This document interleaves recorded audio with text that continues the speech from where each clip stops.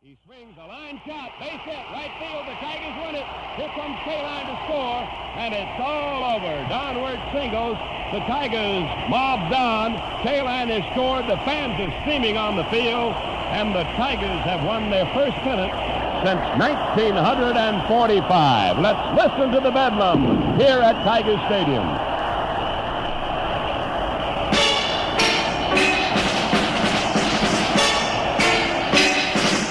What a climax to a wonderful year, the year of the Tiger, 1968. This pennant, what a great gift to Detroit, with love from the Tigers.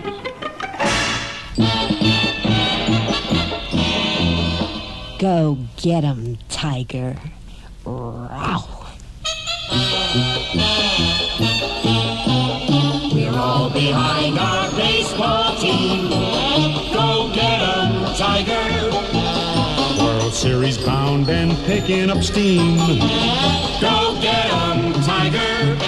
There'll be joy in Tiger Town. We'll sing you songs when the Bengals bring the pennant home where it belongs.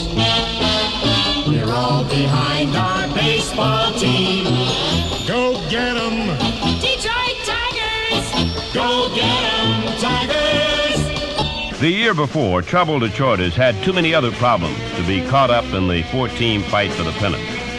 The Red Sox won in 1967 on the last day of the season, but a new Tiger spirit was forged in the heat of that campaign. They lost a pennant and won a future. One man who saw that future was Bill Freehand.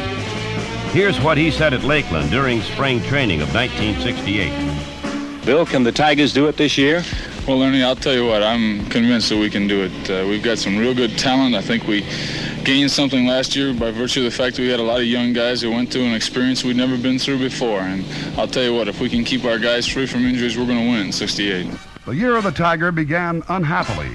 Before 41,429 fans at Tiger Stadium, Earl Wilson hit a home run, but lost to the Red Sox. But that next day, that was the tip-off of a whole season of wonderful next days. In the ninth inning, up came Gates Brown with a pinch-hit home run to give rookie John Warden a 4-3 relief victory. Ray Gates had a special magic with the public. What do you think it was?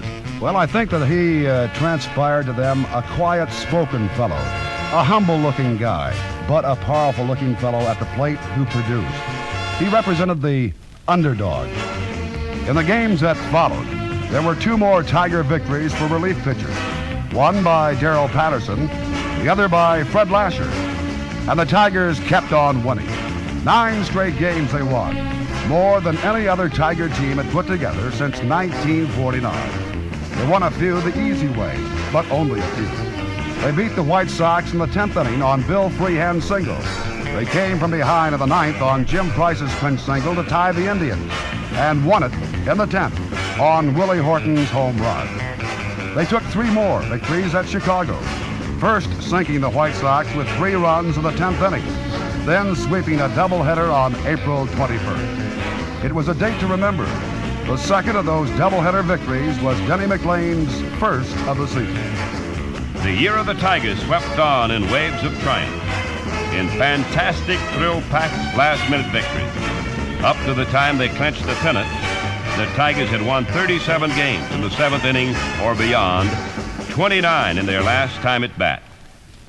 Well, Ray, I guess that's just the mark of a champion, isn't it? Certainly is. It's almost like it's a magic formula, something that makes a champion. And when you look back to Boston in 1967, Baltimore in 66, those ball clubs had the same ingredients, the ability to come from behind. Everybody got into the act. Pitchers, hitters, fielders. A pinch double by Tom Matchick beat the Orioles on May the 7th. A home run and a magnificent bases-loaded catch by Jim Northrup made him the hero of the next Tiger victory. After the game, I talked to Northrup. Jimmy made a great catch in Baltimore, a big catch because the bases were loaded, and you hit the ground there and skidded. How do you keep that ball from bouncing out of the glove in a play like that?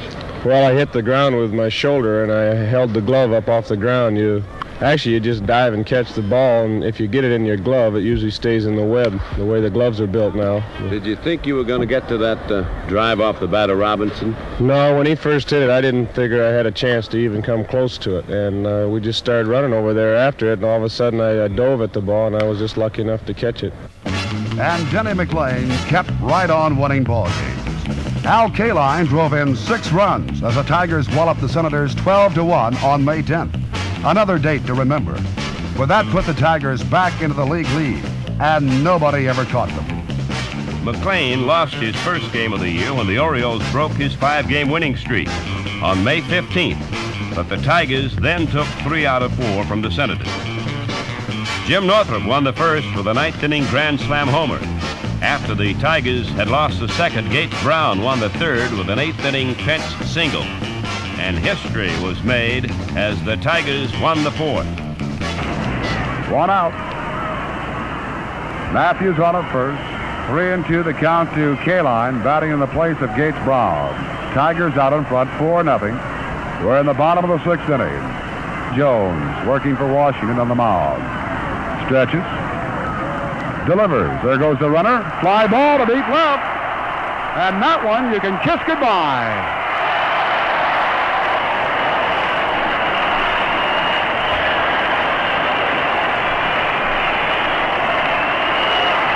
Kaline's home run with Matthews on base makes it 6-0 with the Tigers. Kaline now has hit 307 home runs in his career and becomes the Tigers' all-time home run hitter, going 1 ahead of Hank Greenberg. He was tied with Greenberg at 306. He now has 307 for his Major League career and becomes the Tigers' #1 home run hitter.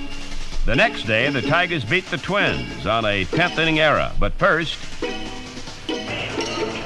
Hernandez about as far right as you'll ever see a shortstop play. Even on an overshifted infield, which they're not doing here on Willie. There's a fly ball to right. It's deep, and it is out of here. A home run to tie the ball game. Willie Horton hits one to the opposite field in deep right center, and the game is tied. Bad news on the first trip to the West Coast. Earl Wilson on the shelf 3 weeks after bruising his heel. Al Kaline out 37 games when his right arm was broken at Oakland by a Lou Krause pitch. A 10th-inning loss in the Oakland final, punctuated by a free-for-all fight after Jack Aker hit Jim Northrup in the head with a pitch. But there was good news, too. Denny Mclean won his 7th game of the year. And on May 27th, Eddie Matthews hit 2 home runs for a career total of 512, putting him 6th among all-time home run sluggers of Major League history. Pat Dobson, normally a relief pitcher, went 9 innings as he threw a shutout at the Red Sox in his first start. One night when both Bill Freehan and Jim Price were hurt, Wayne Comer, an outfielder, came in to catch and did a good job. And the year of the Tiger rolled on with a thrill almost every night. On June 11th, the Tigers beat the Twins for their 13th last inning victory. And on June 12th, here's McAuliffe now, and the crowd yelling, "Go, go, go." Here's the pitch by Jim Cott. Max swings. There's a long fly to right. It may be gone. Going back, Hulander, and he cannot reach it. It's in for a home run. McAuliffe puts the Tigers ahead. A home run in the lower deck in right field. The Tigers lead it 2-1. and Denny Mclean raced on toward his date with destiny. Swing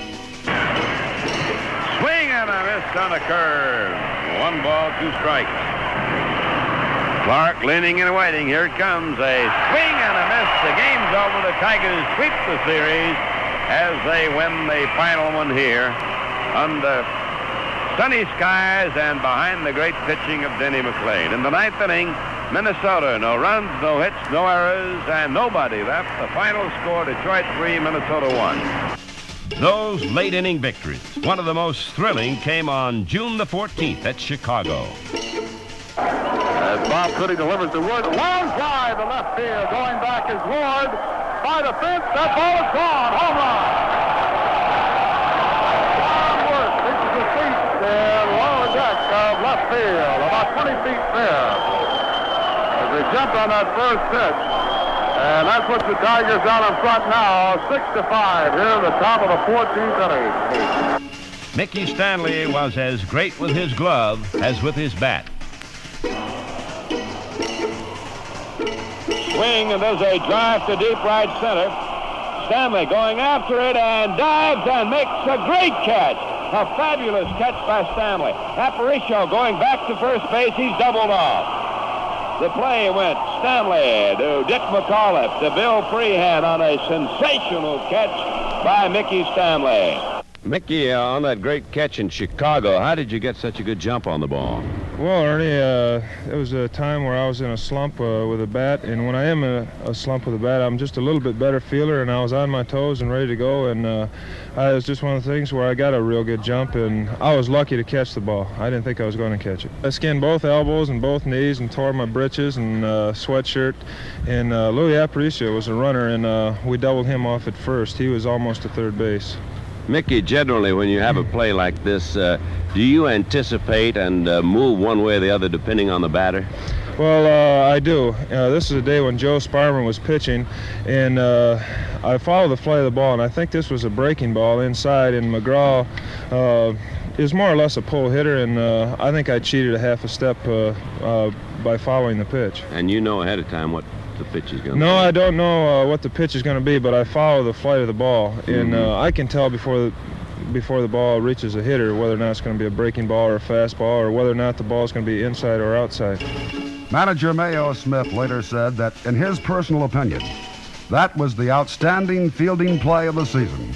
Time and again, Tiger power smothered the opposition. Dick Tracewski beat the Indians with a home run and talked about it after the game. Dick, it's been said that your three-run homer against Cleveland was perhaps one of the turning points for the first half of the Tigers season. Did it come as a surprise to you? A very definite surprise, in particular because I hit it off Sam McDowell, and I got a real big kick out of it because it came in a spot where it really helped our ball club. Nobody out. Northrup tonight struck out twice and got a grand slammer. That came in the fifth inning. His ninth home run of the year. Fly ball down the line in the right field, and that one is gone. Brother, talk about coming out of slumps. He's done it again.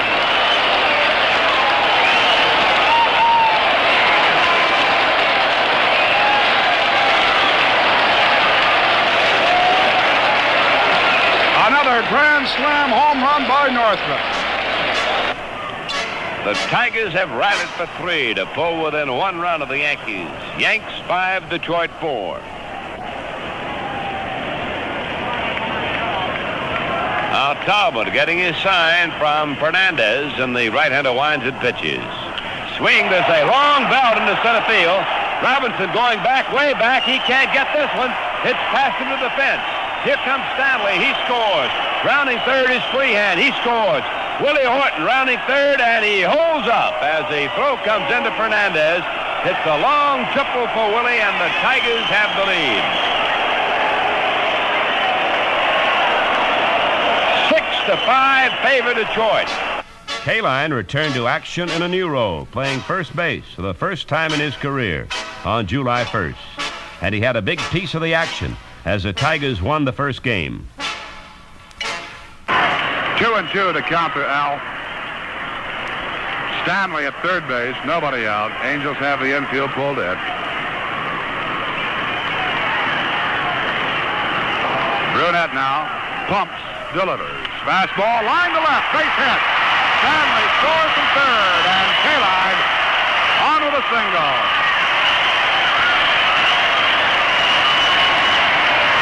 He ripped that one between short and third in the left field.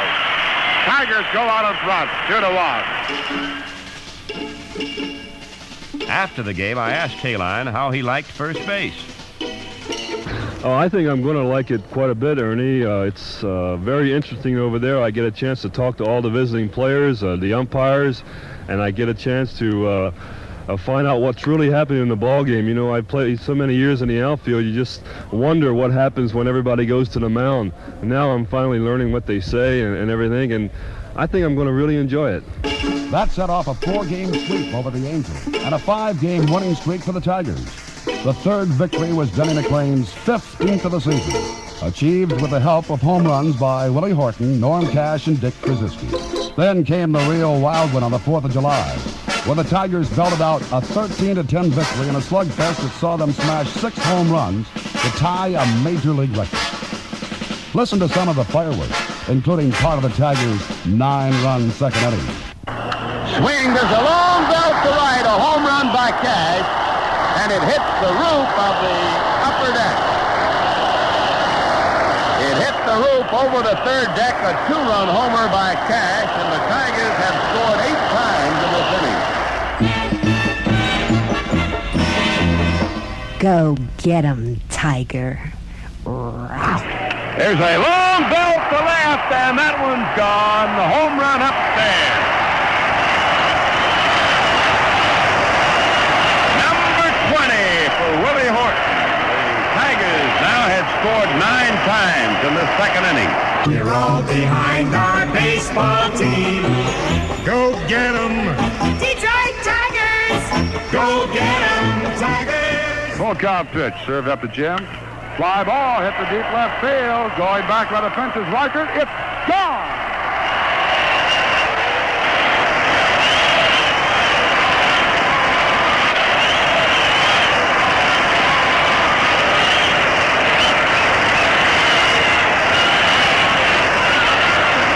Jim Northrup hits home run number 12. He goes to the opposite field. He clears the fence in left center.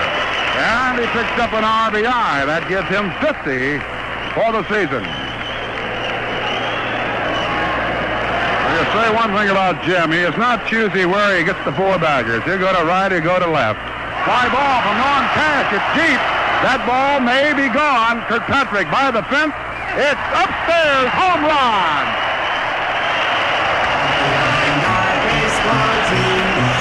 Go get 'em! Detroit Tigers! Go get 'em, Tigers! There was one series left before the All-Star game. The Tigers made it a big one by winning 3 out of 4 games from the Athletics at Detroit. And at the All-Star game, halfway point of the season, the Tigers' 27 games over 500 were 9.5 games in front of the American League pack. Well, you know, Mayo Smith told me right after All-Star time that he thought the most important thing that happened in that first half of the season was that 3-run homer by Dick Krzyzewski that stopped the Tigers' skid in Cleveland. Another thing that impressed me in the first part of the season was the fact that the experts had all said that the weakness of the Tigers would be the bullpen. And the Tigers came up with these young arms, Darrell Patterson, John Warden, Pat Dobson in the bullpen, and then Johnny Wyatt came along to help out. Wyatt, who came on, and a question mark as far as his ability, maybe with a couple of other clubs, but he seemed to do the job for the Tigers. And Ray Oyler's great fielding, especially there in the early part of the year, plus the fact that we were having a hero per day for about 2 or 3 weeks. Now the city was warming up to these Tigers. This team of destiny was becoming the second most important factor in the life of Detroit. The most important was the peace and harmony of the summer, and it was a Tiger summer. The Tigers went into a little slump, losing 3 in a row, 1 at Minnesota, the next 2 at Anaheim, but things went better at Oakland. Mclean again, naturally. His 18th was an 8-hit shutout over the Athletics. 2 days later, Earl Wilson, back in form, made it 2 out of 3 in the series. Home to Detroit came the Tigers for a series of the Orioles. In the first game, Willie Horton made a diving attempt for a fly ball. Nearly had it. Then lost it after rolling over several times and seemed to be badly hit. Ernie talked about it later. Well, first on I thought it was my knee hit me in the stomach, but it just, it really was a great pain and knocked the wind out of me mostly, and I kind of tore my stomach muscle. Did you think you had a shot at that catch when you started? Well, I had it. I was looking at the film, and I had the ball long enough for the umpire to call the man out. And that's one thing I really love. You know, my center fielder, Mickey, he always look out for me. He always be the first one there with me, and he told me don't move. That's so fun. All the way through my career, like every time something happened to me, he always be the first one to me. Been together so long, and I guess I'm more concerned of him also. You know, it's just one of them things. He just always be the first one out there. Then it was Magic's turn to star. 2 out, a man on first. That's freehand. Tigers are trailing by 1 run, 4-3 behind Baltimore. Here's Magic now waiting on the full count delivery by Drabowski. Swung on as a fly ball to right. It's deep. It might be. Back is Robinson, and it is a home run. The Tigers win it on a 2-run homer by Magic. Here comes Freehand to score. Magic is rounding second, headed for third. All the Tigers are out at home plate to meet him. Here he comes, and the Tigers win the ball game by a score of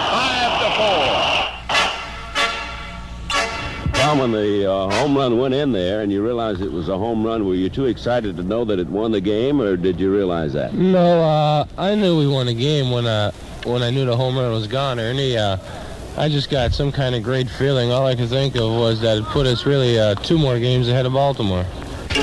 At Baltimore a week later, it was Darrell Patterson's turn to star. They go to a full count with 2 gone. Everybody will be moving. Now the windup, the 3-2 pitch. Called strike 3. As Johnson took a fastball to the knees, Odom coming up with the right hand. And Darrell Patterson does a great job with the bases loaded, then setting down Valentine, Robinson, and Johnson on strikes. That's Patterson's best job done so far in the Tiger uniform. For the Orioles from the 6th, no runs, 2 hits, no Detroit errors, 3 men left on base for the Orioles. We've played 6 innings. Tigers lead 2-0. The next night, July 27th, was a milestone. Denny Mclean won his 20th victory. Number 21 for Denny was his 2nd straight shutout, a 4-0 win over the Senators. Dick McAuliffe scored all 4 runs after getting 4 straight hits. Now to Minnesota for 3 games. The first won by the relief combination of Don McMahon, John Hiller, and Darrell Patterson. Then a loss to Dean Chance. But after that, you guessed it, Denny Mclean again. His 22nd, his 5th in a row over the Twins. August 6th, Shrine Night at Tiger Stadium, and what a ball game. It lasted 17 innings before Dick Tracewski settled it for the single for 2-1 Tiger victory over the Indians. It was too late to finish the 2nd game of the doubleheader, but the Tigers completed the 5-2 victory when the 9th inning was played the next night. And then in the regular game, Willie Horton's 27th home run and rookie Dave Campbell's first gave Earl Wilson a 6-1 victory. And Denny Mclean, who else, finished off a 4-game sweep with number 23. The Red Sox came to town in 3rd place, closing in on Baltimore just 3.5 games back. And the Sox won the first game on Joe Foy's grand slam. But then, in a series of dramatic events, highlighted by Gates Brown's hitting, the Tigers smashed their way to victory in the next 3. Campbell, Comer, and Price have batted in that 9th spot as pinch hitters so far this afternoon. Now Brown. Comer did all right. He had a home run. Now the 2-0 pitch. Long drive to right field. Backing up is Harrelson. It's gone. Home run.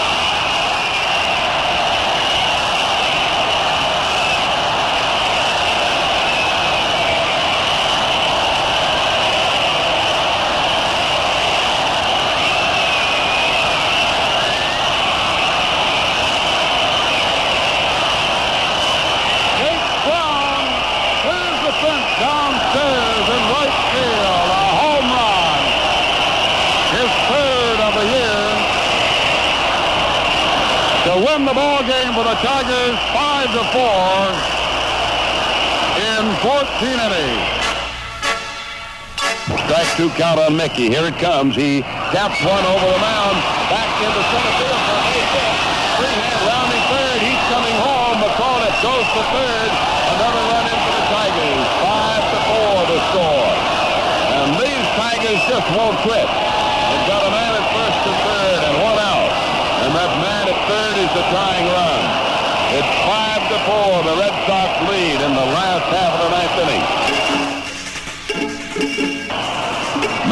third, McAuliffe. 5-4, Boston leading in the ninth inning. Man on first is Stanley. The set, the pitch. Swung on a looping drive to right. It's in. The ball game's tied. McAuliffe scores. Racing for third is Stanley. Kaline safe at first. It is a tie game, 5-5 in the ninth. The set, and Brown waits. The pitch. Swung on a bounding ball to first base. It's through for a base hit. The Tigers win the ball game.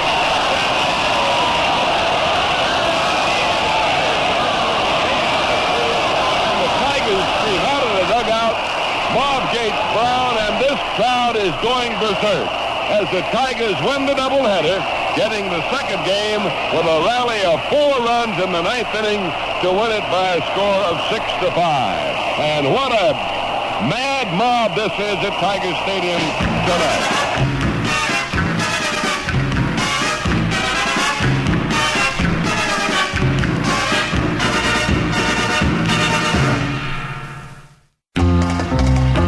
Tigers went back on the road with the tough Indians and Red Sox to visit.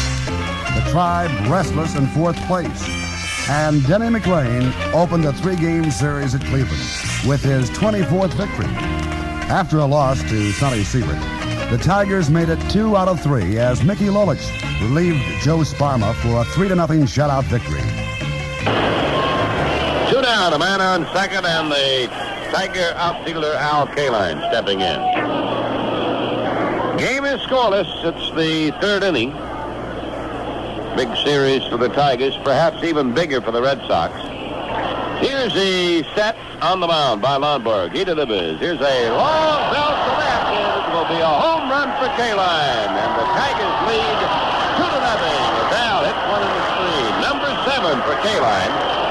He hit an inside pitch, and he pulled it with power into the screen in left field. A 2-run homer by Kaline, and the Tigers jump in front 2-0 in the 3rd.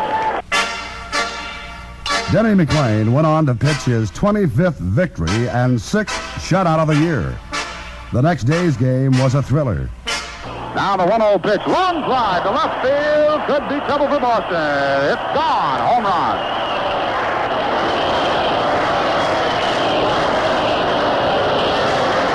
Bill Freehan, his 19th home run of the year. Coming here in the top of the 11th inning, the Tigers take a 10-9 lead. This is Bill Freehan we've got to talk to. Bill, when you hit that 11th inning home run to win the ball game up in Boston, you looked a little weary coming around the base. It's been a hard day, eh? It's been a hard day, and the night before was pretty long, too. The humidity was real high that day, and I don't know, in the latter part of August, my energy is a little sapped on Saturday morning, but I'll tell you what, when that ball jumped off my bat, I couldn't have been any happier, and when we finally finished that game, I was really a tired man. You knew it was gone then as soon as you hit it. Well, in Boston, you can tell pretty well. If you get the ball up, I knew I hit the ball well, and I thought I hit it high enough to carry the wall, and I was lucky. You like to hit in that park, Fenway? Personally, I always have done pretty well there. I don't know if I'd like to call signals there all my life. It gets a little tough, and I think a 5-run lead is never real secure in that park. A couple of days later, a new Tiger pitching hero emerged. So 1 pitch away from a 1-hit shutout against Chicago. Hiller has his sign. He goes to work. The pitch. It's a strike. It's all over. The Tigers win it. Struck him out to win the ball game. Nothing across for the White Sox. And the final score in game number 1, Tigers 7, Chicago nothing. And the day after that, the Tigers, whose last inning heroics rivaled the perils of Pauline all year long, came up with more of the same against the White Sox. Waiting on a 1-0 delivery. Right-hand hitting outfielder Mickey Stanley. Swing, there's a fly ball deep to left, going back there. Maybe it is out of here. A home run.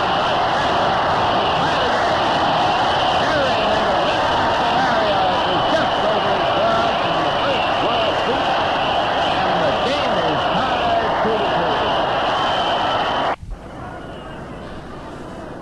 2-2. Tigers 2, White Sox 2. Bottom of the 10th inning.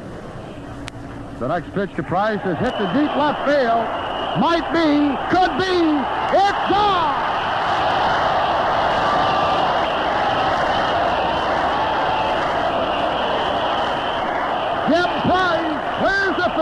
downstairs in left center field. His second home run of the year. The Tigers win the ball game 3-2. Jim, that home run you hit off Wilbur Wood, what type of pitch was it? It was a knuckleball, Ernie. That's mostly what he throws. Did it hang a little high? Was it low, or could you tell? It moved in on me, and I'm mostly a pull hitter, and I was fortunate enough the ball came in on me. Did you have an idea when you went up there that you were going to swing for the fence? Not really. I guess the knuckleball pitcher, I usually try to go back through the middle. Wally Moses said that's the best way to hit him, and that's what I try to do. What other thoughts do you have when you come off the bench as a pinch batter?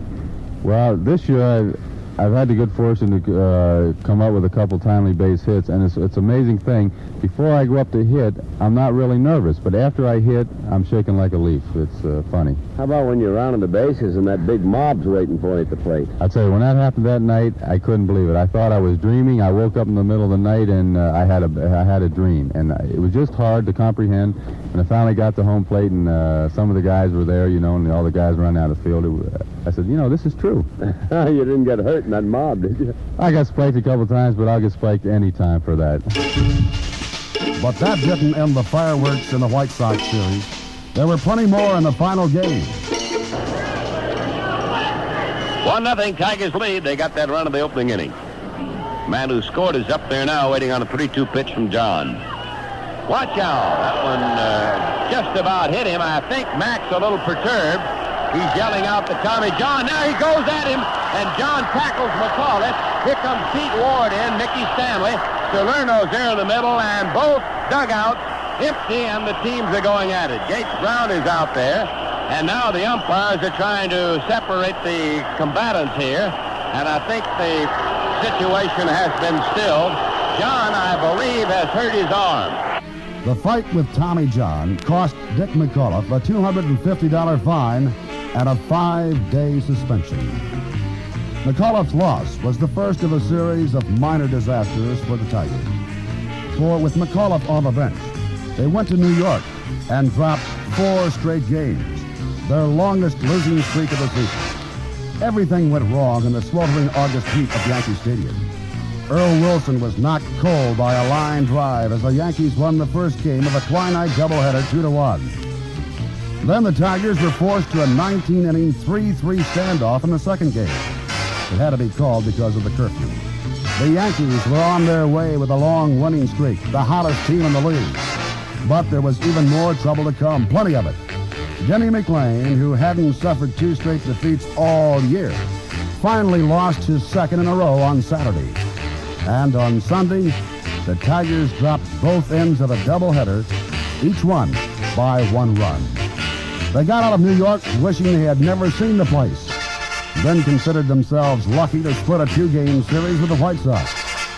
That was the last day of Dick McCullough's suspension. He returned to the lineup when the Tigers got back into the friendly environment of Tiger Stadium. Dick, it must have been very frustrating sitting out that suspension. Well, it was quite frustrating, Ernie, especially when you're in a pennant race like we were. We were about 7.5 games ahead at the time, and to be set down 5 games, well, actually 6 games, and see my teammates trying to battle out there these one-run ball games, and it was quite depressing for me, and I felt greatly part in not winning a few of those games because of the fact that I was sitting on the bench, and I was really helpless, and I've had a lot of people ask me, well, what would you do if they did it again, threw at me again? And I told them, I said, well, I'd really have to try and count to 100 as fast as I could, and then think twice. Perhaps it was the welcome home. Perhaps it was the return of McCullough. Or perhaps it was Denny Mclean's determination not to extend his losing streak beyond 2. Whatever the reason, the Tigers finally began winning again. Their first of 2 victories over the Angels was Mclean's 26th, which had been 12 days coming. Their second was a Mickey Lolich 2-hitter settled by a Willie Horton home run. The Pennant drive was really underway. Manager Mayo Smith somehow had the pitching staff at its peak, and up to the Pennant clinching game, there were 11 straight games without a relief appearance by the bullpen. The Tigers won 17 out of 22 after the New York derailment, and 8 in a row to clinch. You could feel the confidence of this team. And Pennant fever gripped the city. The department stores were selling everything from Tiger milk to Tiger T-shirts. The newspapers were running full-page pictures of the players every day. Every other car, it seemed, had a Go Get 'em Tigers bumper sticker. The magic number was posted all over town. People took transistor radios to the ballpark, theaters, movie houses, and restaurants. There was even a song written about Denny McClain, there's never been any like Denny McClain. His pitch on the organ was perfect, and he never lost any chords. With eyes 20/20, what's nearsighted Denny won all of the baseball awards. The all-time Tiger Stadium attendance record was broken as they neared the 2 million mark. The players were seen, heard, and featured everywhere. It was baseball, baseball, baseball. The second Bill Freeman here, the second most important name on my checks. The second-place Orioles were in town for a crucial 3-game series, and they were determined to take on the Tigers with a victory.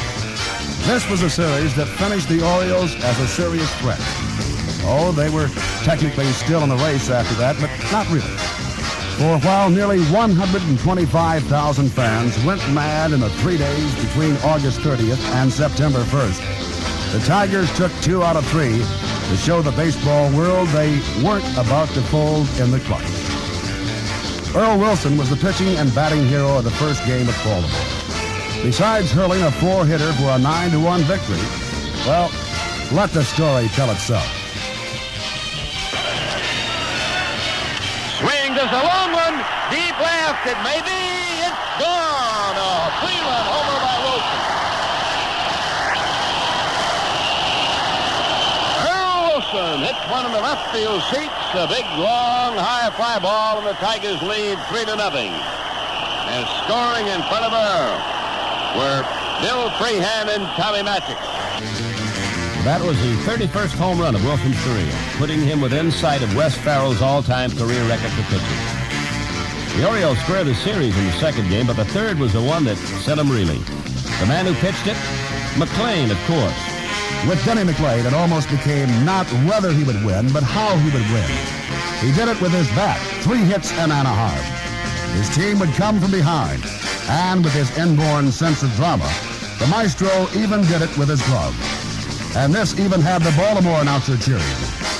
It may be a triple play. They did it. A triple play. McLean to Magic to catch. The first triple play in the old ballpark since 1965. And later, Denny added to his immortality by having Mickey Mantle hit his 535th home run off of him. Denny and the whole team applauded the Mick, who thus surpassed Fox for the number 3 all-time position. In the second game of a doubleheader at Oakland, the day after that big Baltimore series in Detroit, Freehan came up in the clutch, and now here's the pitch to Bill. Long fly to left field. It might be, could be. It is gone. Home run. Freehan clears that left field fence. Put the Tigers out in front by a score of 4-3. The next day, it was Northrup's turn. Bogle ahead of the batter, Northrup, with a strike 1 count. The bases are loaded.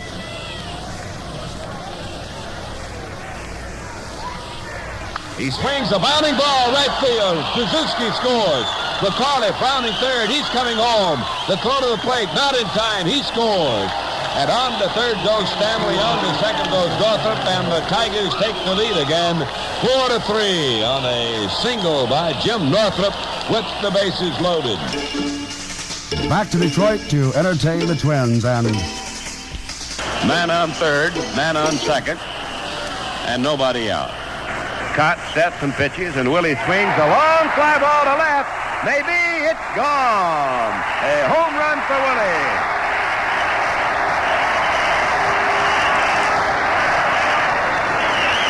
The Tigers have exploded 4 times in the opening inning. With nobody out, they've scored 4 runs. And they have a 4-0 lead over the Minnesota Twins. Boswell beginning to throw in the bullpen. That's the 32nd home run for Willie Horton. It gives him 76 runs batted in. Now to Anaheim for this series of explosions. Here's the set now, the pitch. Swing, a bounding ball to left. That ought to get a run in. Here's Stanley rounding third. Heading home. Reichert will throw to second. And the Tigers lead 1-0 on the single by K-Line. Scoring Mickey Stanley from second base. 1-0 Detroit. Here's Willie Horton stepping in. Bennett delivers. Here's a fly ball to left. It's deep. Reichert going back. Might be. It is out of here. A home run for Willie. 3-0 Tigers. The 33rd home run by Willie Horton. So the Tigers out in front early, 3-0 in the opening inning. Tigers 3, California nothing in the third. Now the windup by Bennett, and the pitch is swung on. There's a drive to left, deep. Reichert going back.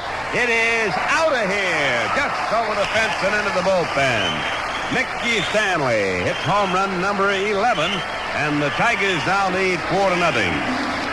Bennett comes back. There's a long belt by K-Line. This one is gone. Out of here. 5-0 Tigers. K-Line hits home run number 9.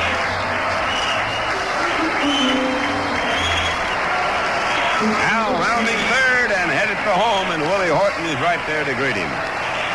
Now it's Mclean again, with his bat helping his arm. So Mclean batting against Messersmith, that he swings, and it's a fly ball to center. Johnstone is turned. He's going back. It's a deep one. He's still going, and it is off the wall. Diddy going for 2. He's rounding second. He's heading for third, and here comes the throw. He slides. He has a 3-bagger. Last game of the season in Anaheim was an easy one for the pennant-bound Tigers. He was tied with Northrop. There's another drive deep to left. This might be gone. It is in the bullpen. A home run by Freehand. And the Tiger power asserting itself again here tonight. 7-0. The Tigers lead them. Number 22 for Mr. Freehand. Here's Tom Satriano. Tom tonight, 0 for 2. Hits a line drive to center field. Stanley coming on, tries for the shoestring catch and makes the catch. Bubba Morton, who had gone all the way to home, scampers back to third base. A great play by Stanley. Hiller kicks and deals. Fly ball, short right. Here comes Northrop digging hard. He dives and he makes a great catch. Well, Stanley made one earlier, and now Northrop makes a great diving, tumbling catch in right field. And home to Detroit to entertain the Athletics royally. Splendor left-hand batter, and this is a big moment in the ball game right now. The Tigers lead by 1-0. Turn, a throw by Wilson to second. He's picked off. Picked off at second base is Reggie Jackson. Suzuki ducks behind him. Tipped the throw from Wilson, and Jackson is picked off. And what a job Wilson does in the clutch, blanking the Oakland A's in the 7th inning. No run on 2 hits. And there were no errors. Swing, there's a long run. It is way back, and it is gone. A home run upstairs for Earl Wilson. Earl Wilson, belt number 7 for him in home runs this year. The Tigers lead 3-0. That one disappeared in the upper depths of left field.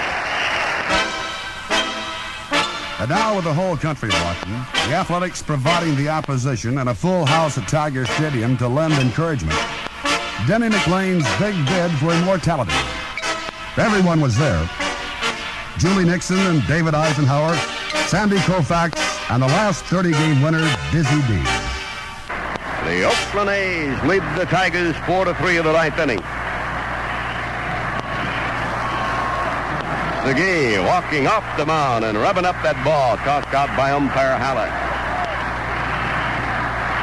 And the tension is stick around here now before this big Tiger crowd. Here's the set by Diego Segui. The pitch, Northup swings the bounding ball. It's flown to Decatur. He throws to the plate. The throw's wild. K-line scores. Stanley rounding second. He throws, goes to third. Safe at first is Northup. And the game is tied 4-4. Man on first and a man on third. One man down. 2-2 the count on Willie Horton. Here's the set by Segui. The pitch. Swung on. A drive to left. That'll be the ball game. It's over the head of Gosga. Mclean wins his 30th. Here comes Stanley in to score. Willie Horton single, and the ball game is over. And the Tigers win it 5-4. Denny Mclean is one of the first out of the dugout. Is mobbed as the Tigers has his 1968 season. Still on the air. Congratulations. A year long, and they came through for you again in the ninth. You don't expect them to keep. I thought I was in a little bit of trouble, but they pulled me out again. They've been doing that. You started off very strong, and then Jackson feel about the same way as you did your last couple of performances. Yes, it was a pretty good pitch. But the second, real bad pitch. Real bad. Denny, after the ball game, what does that have to tell you? Dizzy. Number 31 right now, of course. Probably Wednesday night, right? Denny, how's the arm feel right now? Arm feel. Okay, thank you very much, Denny. Days later came the climax. 1968, the year of the Tiger. Break loose. 3 men on, 2 men out. Game tie. McDaniel checking his time with the tall right-hander. Ready? And the windup and the pitch. He swings a line shot. Base hit. Right field. The Tigers win it. Here comes K-line to score. And it's all over. Downward singles. The Tigers mob Don. K-line has scored. The fans are steaming on the field. And the Tigers have won their first pennant since 1945. Let's listen to the bedlam here at Tiger Stadium.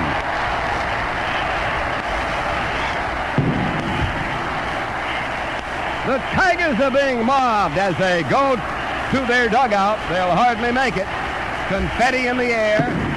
Fireworks in the air. Now, Ray Lane is in the Tiger clubhouse, and I imagine quite a few things are popping down there. Ray? Right, Arnie, we're in the Tiger clubhouse, and as usual, for the pennant winners, it's the big night right now. Joe Sparma, congratulations. Thanks, great Ray. job. Thank you very much. It's great feeling to be a part of it, I'll tell you. Joe, you had to feel a little down the last couple of months. Yeah, I did. I think I won this game for the people who had faith in me, and I guess my wife, who won for her, I probably wouldn't have got through the year, I'll tell you. Manager Mayo Smith over here right now.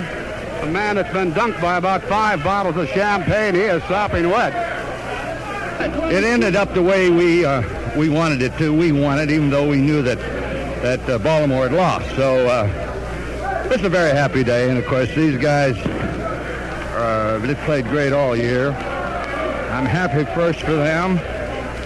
Of course, John Fetzer, the Tiger organization. Last but not least, the fans. They waited a long time for this. And see if we can get over here to reach the Tiger president, Mr. John Fetzer. Right now, we get up here. And 1 ounce with a bottle of champagne. Mr. Fetzer, congratulations.